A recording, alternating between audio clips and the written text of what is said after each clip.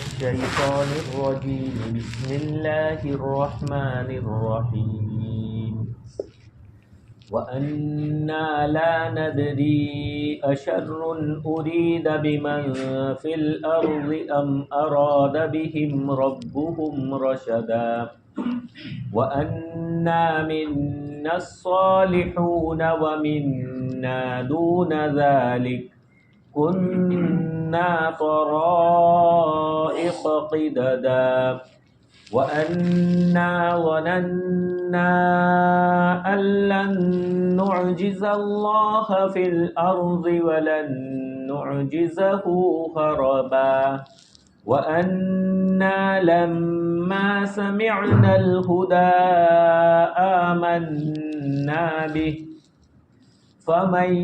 يؤمن بربه فلا يخاف بخسا ولا رهقا وأنا منا المسلمون ومنا القاسطون فمن أسلم فأولئك تحروا رشدا وأما القاسطون فكانوا لجهنم حطبا وأن لو استقاموا على الطريقة لأسقيناهم ماء غدقا لنفتنهم فيه ومن يعرض عن ذكر ربه يسلكه عذابا صعدا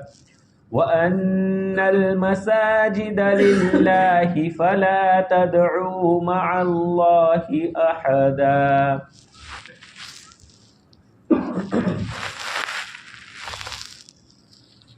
اور ہم نہیں جانتے کہ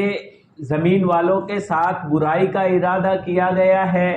یا ان کے پروردگار نے ان کے ساتھ ہدایت کا معاملہ فرمایا ہے، اور ہم میں سے اچھے لوگ بھی تھے اور بعض اس کے علاوہ بھی تھے، ہم مختلف راستوں پر تھے، اور ہم نے گمان کر اور ہم نے سمجھ لیا کہ ہرگز ہم اللہ تبارک و تعالیٰ کو زمین میں نہیں تھکا سکتے اور نہ تو بھاگ کر عاجز کر سکتے ہیں، اور یقیناً جب کہ ہم نے ہدایت کو سنا تو پس ہم ایمان لے آئے۔ پس جو شخص اپنے پروردگار پر ایمان لائے گا تو نہ تو اس کو کمی کا خوف ہوگا اور نہ ذلت اور رسوائی کا، اور یقیناً ہم میں سے بعض مسلمان ہیں اور بعض ظالم ہیں۔ پس جو شخص اسلام لے آیا تو پس انہوں نے ہدایت کو پا لیا، اور بہرحال ظالم لوگ تو پس وہ جہنم کا ایندھن ہوں گے، اور اگر وہ ہدایت پر قائم رہتے تو ہم ان کو بہت زیادہ پانی سے سیراب کرتے تاکہ ہم ان کو اس میں آزمائے، اور جو شخص اپنے پروردگار کے ذکر سے اعراض کرے گا، روگردانی کرے گا، تو وہ ان کو چڑھنے والا عذاب وہ اس کو چڑھنے والے عذاب میں داخل کرے گا۔ اور یہ کہ مساجد یہ اللہ کے لیے ہے، پس تم اللہ تعالیٰ کے ساتھ کسی کو مت پکارو۔ جناتوں نے جب قرآن کریم کو سنا، ایمان لے آئے، اب اس کے بعد اپنی قوم کے پاس گئے، اپنی قوم کو تبلیغ کرنے لگے اور دعوت دینے لگے، تو انہوں نے یہ کہا کہ پہلے تو جب ہم نے یہ دیکھا کہ آسمان پر جاتے ہیں سننے کے لیے تو وہاں سے انگارہ مارا جاتا ہے اور آسمان کی باتوں کا سننا بند ہو گیا، تو یہ حالات میں جو تبدیلی ہوئی تو ہم جانتے نہیں تھے۔ وَأَنَّا لَا نَدْرِي أَشَرٌ أُرِيدَ بِمَنْ فِي الْأَرْضِ کہ اس کے ذریعے سے زمین میں رہنے والوں کے ساتھ برائی کا ارادہ کیا ہے یا ان کے پروردگار نے رشد و ہدایت کا معاملہ کیا ہے۔ ہمیں تو کچھ بھی پتہ نہیں تھا۔ اس سے معلوم ہوا کہ جنات بھی غیب کا علم رکھنے والے نہیں ہیں، جنات بھی عالم الغیب نہیں ہوتے ہیں۔ بعض باپو لوگ کہ یہ تو فلانا بڑا باپو ہے، وہ جنات کے ذریعے پتہ لگا دیتا ہے، تو جنات بھی کوئی عالم الغیب نہیں ہے. ہاں وہ باریک جسم والی مخلوق ہے, مختصر وقت میں ادھر سے ادھر چلے جاوے, وہ ہو سکتا ہے, اور وہاں جا کر دیکھ کر لا کر کوئی چیز بتلاوے, یہ ہو سکتا ہے. باقی یہ کہ سب چیز کا علم رکھنے والے اور جاننے والے, جناتوں نے یہاں صاف انکار کر دیا کہ ہم پہلے تو یہ سمجھتے تھے, یعنی ہم کو یہ علم نہیں تھا کہ یہ اس سے کیا ارادہ کیا اللہ تعالیٰ نے, ایسا کیوں ہو رہا ہے. اگر وہ غیب کو جاننے والے ہوتے تو پہلے سے پتہ چل جاتا, لیکن پتہ نہیں چلا. معلوم ہوا کہ جنات بھی عالم الغیب نہیں ہے, اور ہر چیز کو جاننے والا اسی کو, بغیر کسی کے بتلائے ہوئے ہر چیز کو جاننے والا اس کو کہا جاتا ہے عالم الغیب. اور یہ ذات صرف اور صرف اللہ رب العالمین کی ذات ہے کہ جو بغیر کسی کے بتلائے ہوئے ہر چیز کا علم رکھنے والا ہے. باقی دوسری مخلوق ان کو جتنا علم دیا گیا اتنا علم ان کے پاس ہے, باقی اللہ تبارک و تعالیٰ کی طرح ہر چیز کا کوئی جاننے والا اللہ تعالیٰ کے برابر کوئی ہو نہیں سکتا. اللہ تبارک و تعالیٰ ہی غیب کی ہر بات کو جاننے والے ہیں. باقی مخلوق میں سے جس کو جتنا غیب کا علم دیا گیا اتنی غیب کی باتوں کو تو وہ جانتے ہیں, لیکن کلی طور پر تمام غیب کی باتوں کو جاننے والا نہ کوئی انسانوں میں سے ہے اور نہ کوئی جناتوں میں سے. تو ہم نہیں جانتے تھے کہ زمین والوں کے ساتھ برائی کا ارادہ کیا گیا, یعنی یہ سزا کے طور پر بند ہو گیا, سزا دی گئی ہے, اور سزا کے طور پر یہ زمین والوں کو کہ بھائی اوپر کی باتیں لے کے سناتے تھے تو سزا کوئی کہ بند کر دو, اوپر کی باتیں ان کو نہیں سنانا ہے, تو سزا کے طور پر, یا اللہ تبارک و تعالیٰ نے ان کے پروردگار نے ان کے ساتھ ہدایت کا معاملہ کیا ہے, ہدایت کے لیے کہ رشد و ہدایت. بعد میں پتہ چلا کہ نبی آخر الزمان صلی اللہ علیہ وسلم مبعوث ہوئے اور مبعوث ہو کر رشد و ہدایت کا معاملہ کیا ہے. کیوں؟ اس لیے کہ نبی کریم صلی اللہ علیہ وسلم پر وحی الہی, تو وحی الہی کے ساتھ وہ شیاطین کی سنی ہوئی باتیں سب خلط ملط ہو جاتا, تو لوگ کنفیوز ہو جاتے ہیں, ایمان قبول نہ کرتے, اور لوگ کہ یہ بھی باہر کی باتیں تو یہ بھی سچی باتیں بتلاتا ہے, یہ بھی بتلاتے تھے, یہ نبی کہاں سے ہوئے. تو اعتراض کرنے والوں کو موقع مل جاتا اور وحی کے ساتھ یہ باتیں خلط ملط ہو جاتی. تو اس سے بچانے کے لیے اللہ تبارک و تعالیٰ نے یہ کیا, یعنی ہدایت کا معاملہ فرمایا ہے. وَأَنَّا مِنَّا الصَّالِحُونَ وَمِنَّا دُونَ ذَلِكَ, اور یہ کہ ہم میں سے کچھ لوگ اچھے تھے, نیک تھے, اور کچھ اس کے علاوہ تھے. یعنی آپ صلی اللہ علیہ وسلم کی بعثت سے پہلے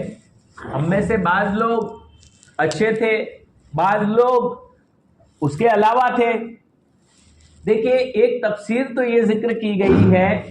کہ حضور اکرم صلی اللہ علیہ وسلم سے پہلے دوسرے انبیاء کرام علیہ السلام کا مسلک, جیسے موسیٰ علیہ السلام, عیسیٰ علیہ السلام وغیرہ کا مذہب جو حق تھا, اور وہ مومن تھے. ان میں بعض عیسائی بھی پکے مومن تھے, توریت پر ایمان رکھنے والے, بعض عیسائی بھی پکے مومن تھے, انجیل پر ایمان رکھنے والے, اور بعض یہودی بھی توریت پر ایمان رکھنے والے پکے مومن تھے. تو آپ صلی اللہ علیہ وسلم کے تشریف لانے سے پہلے وہ مذہب حق تھا اور اس حق کے مطابق وہ چل رہے تھے. اور جنات بھی بعض عیسیٰ علیہ السلام کے بھی امتی ہیں, موسیٰ علیہ السلام کے بھی امتی ہے, ان کی عمریں بہت لمبی ہوتی ہے. بعض تو عیسیٰ علیہ السلام کے بھی امتی ہوئے اور محمد رسول اللہ صلی اللہ علیہ وسلم کے بھی امتی ہوئے. دو نبیوں کا امتی ہونے کا ان کو شرف حاصل ہوا. تو گویا بعض تو اگلے انبیاء کرام علیہ السلام پر ایمان رکھنے والے یعنی مومن تھے, اور بعض مومن نہیں تھے, کافر تھے. لیکن یہاں پر دیکھیں جناتوں کی بھی تعبیر کتنی بلیغ انداز میں تعبیر کی ہے. ایسا نہیں کہا کہ برے تھے یا کافر تھے, ہم میں سے بعض تو نیک تھے اور بعض اس کے علاوہ تھے. اس کے علاوہ یعنی برائی کا لفظ بغیر ضرورت کے منہ پہ لانا بھی اچھا نہیں ہے. برائی یہ اتنی بری چیز ہے کہ ایسی چیزوں کو اور اسی طرح اپنی طرف منسوب کرنا ہے کہ بھائی ہم میں ایسے تھے, تو اپنی طرف برائی کا لفظ ہم کیوں منسوب کرے, کیونکہ وہ تو ایک اس پر شرم آنی چاہیے. آج کل تو افسوس کی بات یہ ہے کہ جب کسی سے کوئی گناہ ہو جاتا ہے تو سب کے سامنے ارے یار آج تو میرے سے ایسا ہو گیا, یہ سب کے سامنے اس طرح گناہ کو ظاہر کرنا یہ مجاہر کہلاتا ہے۔ حدیث پاک میں اللہ کے نبی صلی اللہ علیہ وسلم نے فرمایا اللہ تعالیٰ ہر ایک کو معاف فرمائیں گے، ہر ایک کے گناہ کو، لیکن اس طرح سب کے سامنے ظاہر کرنے والا، گناہ کر کے اپنے سب کے سامنے ظاہر کرنے والا، اس کو معاف نہیں فرمائیں گے، اس کی بخشش نہیں ہوگی۔ اس لیے کبھی بھی نہیں، ہاں کسی اللہ والے کے سامنے، مفتی صاحب کے سامنے کہ بھائی یہ جانوں میں کہ یہ ایسا ایسا ہو گیا تو مجھے کیا کرنا، تو یہ پوچھنے کے لیے ہم ان کو بتلاوے، یا اپنے شیخ کے ساتھ جس سے بیعت ہوئے ہیں تو ان سے ہم جا کر بتلاوے تو وہ الگ بات ہے، وہ بتلانا چاہیے، ضرور بتلانا چاہیے تاکہ وہاں سے ہماری اصلاح ہوگی۔ لیکن سب کے سامنے ظاہر کر دینا تو یہ اچھی چیز نہیں ہے۔ تو یہاں پر بھی دیکھیے اس بری چیز کی نسبت اپنی طرف نہیں کی گئی ہے، بلکہ یہ فرمایا کہ وَمِنَّا دُونَ ذَلِكَ، اور ہم میں بعض اس کے علاوہ تھے۔ ایک تفسیر یہ بھی کی گئی ہے کہ بعض اس کے علاوہ یعنی کم نیک تھے یہ، لیکن زیادہ راجی یہی تفسیر سمجھ میں آ رہی ہے کہ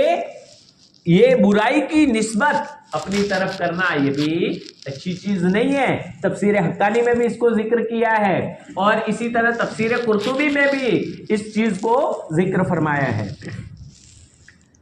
کُنَّا طَرَائِقَ قِدَدًا، ہم مختلف راستوں پر تھے، مختلف مذہبوں پر تھے، مختلف گروہ میں تھے، یعنی الگ الگ پارٹیوں میں تھے۔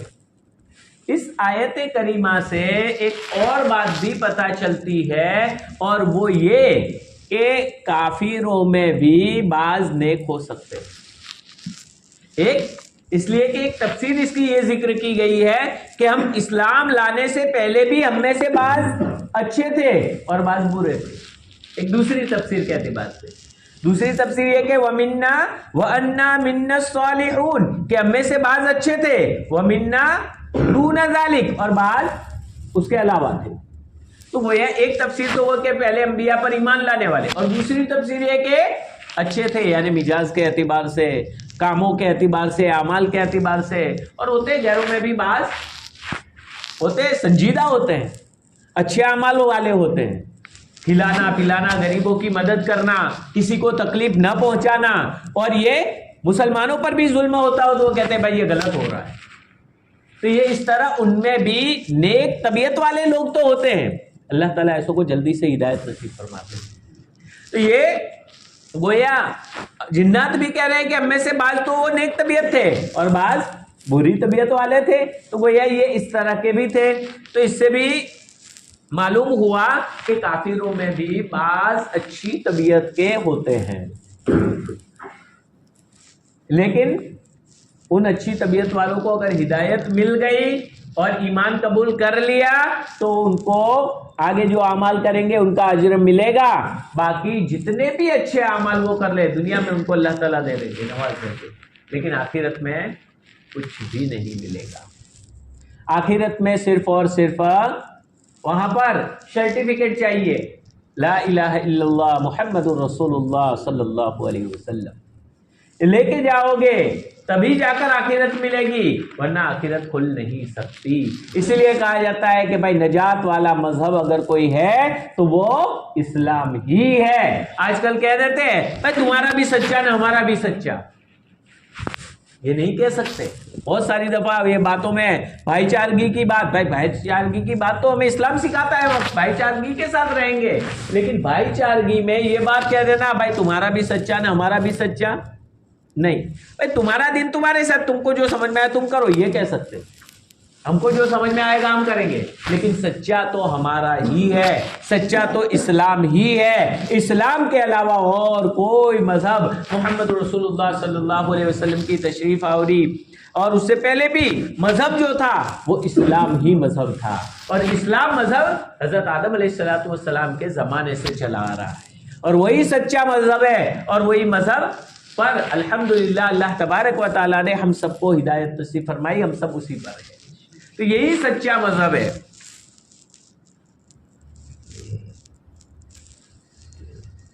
کُنَّا طَرَائِقَ قِدَدًا، اور ہم مختلف راستوں پر تھے، وَأَنَّا ظَنَنَّا أَن لَّن نُعْجِزَ اللَّهَ فِي الْأَرْضِ وَلَن نُعْجِزَهُ هَرَبًا، اور ہم نے سمجھ لیا، ہمیں یقین ہو گیا، یا ظن سے مراد یقین ہے، ہم نے یقین کر لیا کہ ہم اللہ تبارک و تعالیٰ کو عاجز نہیں کر سکتے. یعنی اللہ تبارک و تعالیٰ وہ طاقت والا ہے، وہ قدرت والا ہے. گویا اس کی اتنی قدرت کہ ہمارا آسمانوں پر جانا بھی بند ہو گیا. ایک جھٹکے میں جب اس کا حکم آ گیا نہیں جا سکتے تھے انگارے اوپر سے. گویا ہم نے سمجھ لیا اسی وقت سے، اور جب قرآن کو سنا تو فوراً دل میں یہ بات بس گئی کہ اللہ سبحانہ و تعالی کے عذاب سے کوئی بچ نہیں سکتا. ہم اللہ تبارک و تعالیٰ کو تھکا نہیں سکتے ہیں زمین میں، اور بھاگ کر بھی اس کو عاجز نہیں کر سکتے. کوئی یہ کہے کہ میں بھاگ جاؤں گا، گویا زمین کے علاوہ کہیں چلا جاؤں گا. دوسری آیت کریمہ میں کہ تم اللہ تبارک و تعالیٰ کو تھکا نہیں سکتے، عاجز نہیں کر سکتے، نہ زمینوں میں نہ آسمانوں میں، یعنی کہیں بھی چلے جاؤ. آج کل یہ لوگ کہتے ہیں نا کہ چاند پر چلے آئے، منگل پر، یہ جہاں دوسری جگہ زمینیں تلاش کر رہے ہیں. ارے کہیں بھی چلے جاؤ، اللہ تبارک و تعالیٰ کے عذاب سے کوئی چھوٹ سکتا نہیں ہے. اس کی فرما برداری کے ساتھ کہیں بھی رہو گے تو سکون سے رہ سکتے ہو. اس کی نافرمانی اگر کرو گے اور تم کہو کہ ہم بچ جائیں گے تو تم بچ نہیں سکتے. یہ اللہ تبارک و تعالیٰ کا چیلنج ہے. اسرائیل جس کی جاسوسی تنظیم پوری دنیا میں سب سے نمبر 1 پر مانی جاتی تھی، اول نمبر پر مانی جاتی تھی، اور وہ یہ کہتی تھی کہ ہمارا یہ حفاظتی انتظام، جس کو سرکشا کوچ کہتے ہیں یہ لوگ، حفاظتی انتظام اتنا مضبوط ہے کہ ہمارے یہاں کوئی چیز کو اس طرح نقصان نہیں کر سکتی. اللہ تبارک و تعالیٰ نے ان کو بھی بتلا دیا کہ جب ہمارا حکم آئے گا تو وہ سارا کوچ وغیرہ ٹوٹ جائے گا اور تمہارے اندر بھی حملے ہو سکتے ہیں. جب اللہ کا نام لینے والے مجاہدوں نے حملہ کیا تو گویا تباہی مچا دی وہاں پر. تو یہ اللہ سبحانہ و تعالیٰ کی قدرت، جناتوں نے اسی بات کو، اور ہر انسان کو ہمیں بھی ہر وقت یہ بات ذہن میں بٹھا دینی چاہیے کہ سب سے بڑی طاقتور ذات اگر ہے تو وہ اللہ رب العالمین کی ہے، اور اللہ رب العالمین کے سامنے کسی کا کچھ بھی نہیں چلتا. چاہے بڑے سے بڑی طاقتیں ہو، وہ سب مکری کے جالے ہیں. کوئی اللہ تبارک و تعالیٰ کو نہ تھکا سکتا ہے، نہ عاجز کر سکتا ہے، نہ زمینوں میں نہ آسمان میں، نہ کسی گرہ پر کہیں بھی چلا جائے، کہیں بھی وہ اللہ تبارک و تعالیٰ کو عاجز نہیں کر سکتا ہے. اللہ تبارک و تعالیٰ کی قدرت کے سامنے ساری ٹیکنالوجی، ساری میسائلیں، ساری چیزیں، یہ سب ہینچ ہے، کچھ بھی نہیں ہے، کوئی حیثیت نہیں رکھتے. اس لیے کہ اللہ تبارک و تعالیٰ کی قدرت وہ بڑی قدرت ہے کہ جس کے سامنے کسی کا کچھ بھی بس نہیں چلتا. وہ خدا کی قدرت ہم اپنے دلوں میں بسا دیں، اور اس خدا کی قدرت اگر صحیح معنی میں ہمارے دلوں میں بس جائے گی تو بڑے سے بڑے میزائلوں کے سامنے بھی گھبرائیں گے نہیں. اور اسی کی وجہ سے صحابہ کرام نے اسی قدرت کو بٹھایا تھا کہ سامنے تیل گرم کیا ہوا ہے، اندر ڈالا جا رہا ہے، لیکن اس کے باوجود یہ گرم گرم کھولتا ہوا تیل جس میں سے ہڈیاں نکل رہی ہے، وہ بھی ان کو گھبرا نہیں سکتا کہ اللہ رب العالمین کے حکم کے بغیر کچھ نہیں ہو سکتا. جنگلوں میں جاتے تھے، شیر ان کے تابع ہو جاتے تھے، شیر بھی ان کو ڈرا نہیں سکتے تھے. اور بڑے بڑے ہتھیار اور بڑے بڑے لشکر جب ان کے سامنے آ جاتے تھے تو یہ ڈرتے نہیں تھے. حتیٰ کہ سمندر میں بھی گھوڑے دوڑا دیے اور دریا بھی ان کو نہیں روک سکے، سب ان کے سامنے ہینچ ہو گئے. کیوں؟ خدا کی قدرت کو دل میں بتا دیا. آج ہم نے خدا کی طاقت کو اپنے دلوں سے نکال دیا اور باطل کی طاقت کو دل میں بسا لیا، لہذا ہم بزدل بنتے جا رہے ہیں. اور یہ بزدل بننے کی وجہ یہ اللہ کے نبی صلی اللہ علیہ وسلم نے فرمایا کہ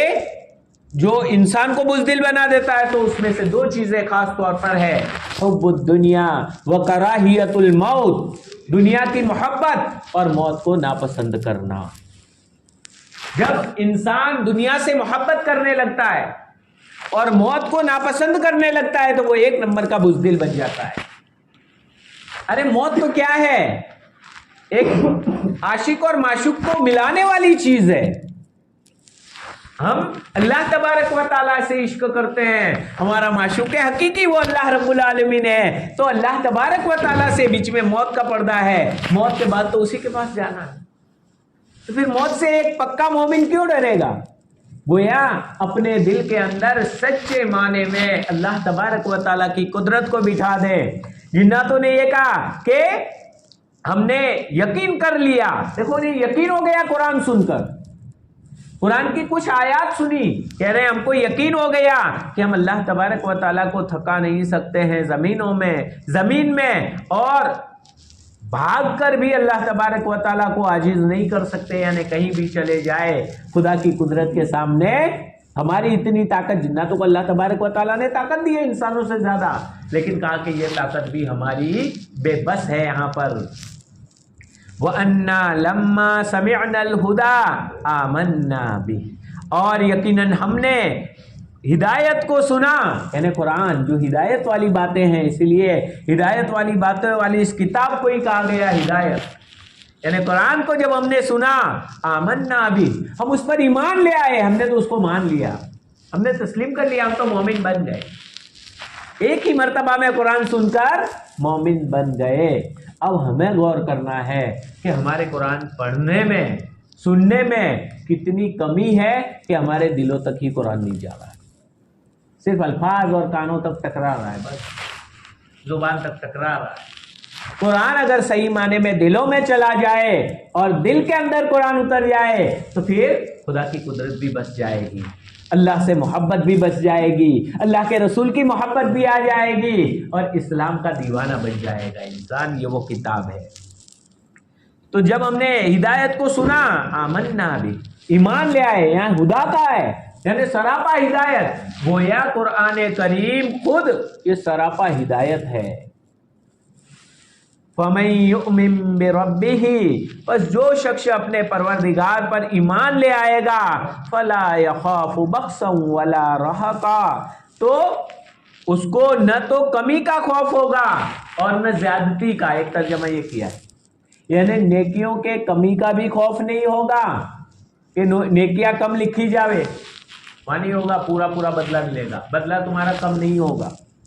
اور نہ تو زیادتی کا، یعنی گناہ زیادہ لکھ دیے جاوے،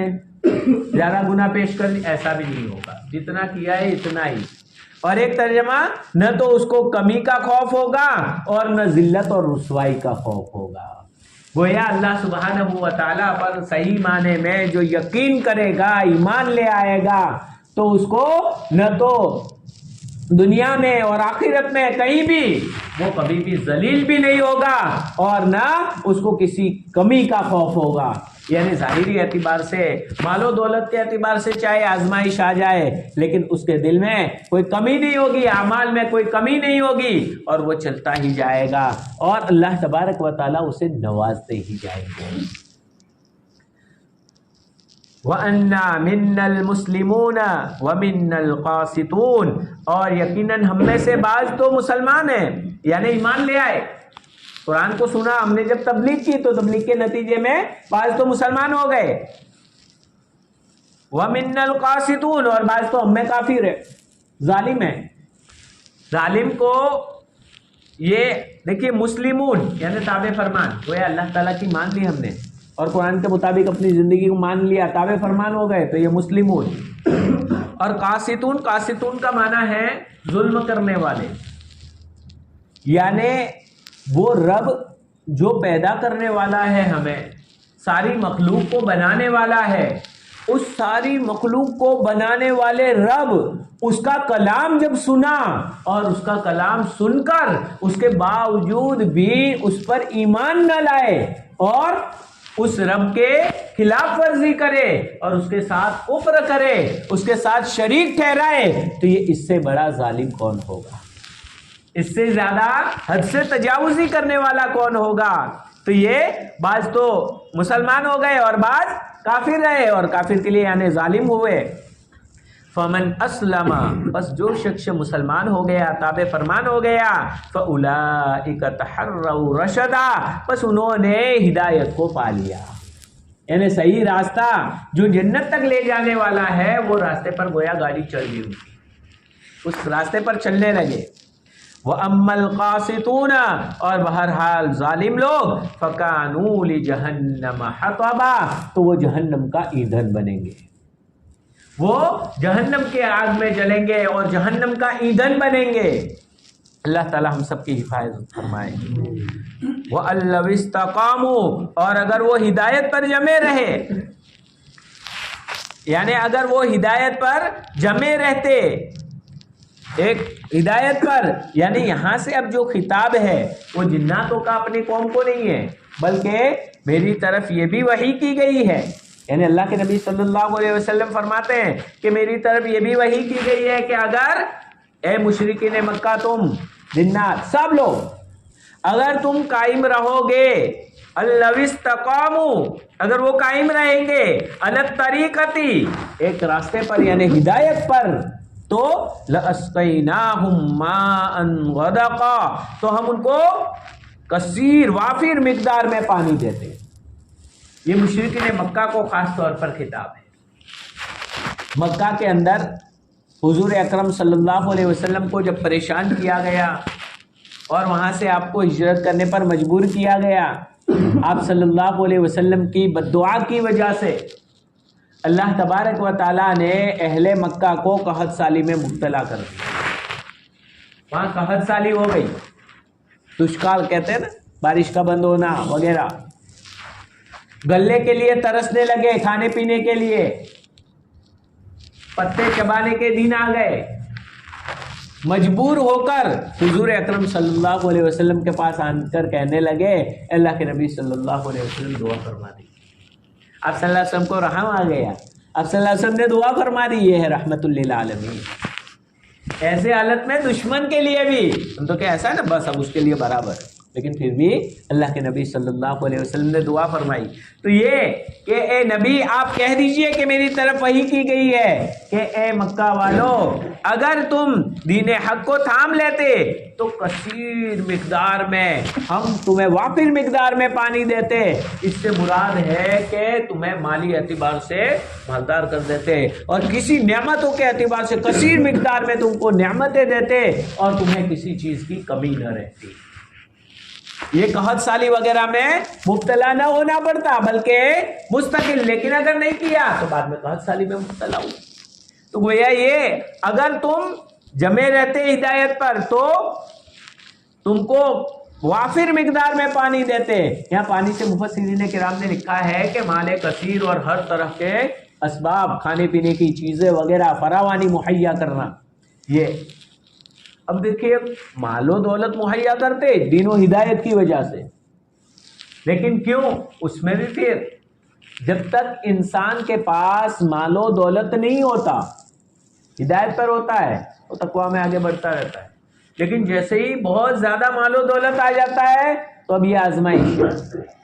لِنَفْتِنَهُمْ فِيهِ تاکہ ہم اس میں آزمائے، تاکہ ہم ان کو اس میں آزمائے۔ مال و دولت آ جانے کے بعد یہ بہت بڑی آزمائش ہے، کیونکہ مال و دولت آتا ہے آدمی کے اندر تکبر آ جاتا ہے، آدمی کے اندر بڑائی آ جاتی ہے۔ جیسے ہی آدمی زیادہ کمانے لگتا ہے اور بنگلہ اور کوٹھی اور بینک بیلنس بڑھ جاتا ہے تو اب وہ جن کے ساتھ سکون سے بات کرتا ہے، یہ بات کرنے کے لیے بھی اس کو فرصت ہے، اور بڑائی کے اعتبار سے وہ ہر وقت اس کا سر آسمان پہ چڑھ جاتا ہے، تو یہ بڑا مرتبہ مل جاتا ہے، بڑا مال و دولت۔ تو یہ ایسے موقع پر اپنے آپ کو سنبھالنا، اور میں بھی اسی خدا کا ایک عاجز بندہ ہوں، مال و دولت میرے پاس ہے اس کے پاس نہیں ہے تو وہ بھی ایک اللہ تعالیٰ کا عاجز بندہ، میں بھی اللہ تعالیٰ کا عاجز بندہ، اور یہ مال و دولت اللہ تعالیٰ کی دی ہوئی امانت ہے۔ اگر یہ سمجھے گا تو اس وقت میں تو وہ کامیاب رہے گا، لیکن اگر اس نے مال و دولت کی وجہ سے تکبر اور غرور کر لیا تو ایسے موقع میں پھسل بھی سکتا ہے۔ تو گویا لِنَفْتِنَهُمْ فِيهِ تاکہ ہم ان کو اس میں آزمائے، گویا مال و دولت یہ بھی ایک آزمائش کی چیز ہے۔ وَمَن يُعْرِضْ عَن ذِكْرِ رَبِّهِ اور جو شخص اپنے پروردگار کی یاد سے اعراض کرے گا، غفلت کرے گا، یسلکہ تو وہ اس کو چڑھنے والا عذاب یعنی بہت سخت عذاب دے گا، داخل کرے گا اس کو بہت سخت عذاب میں.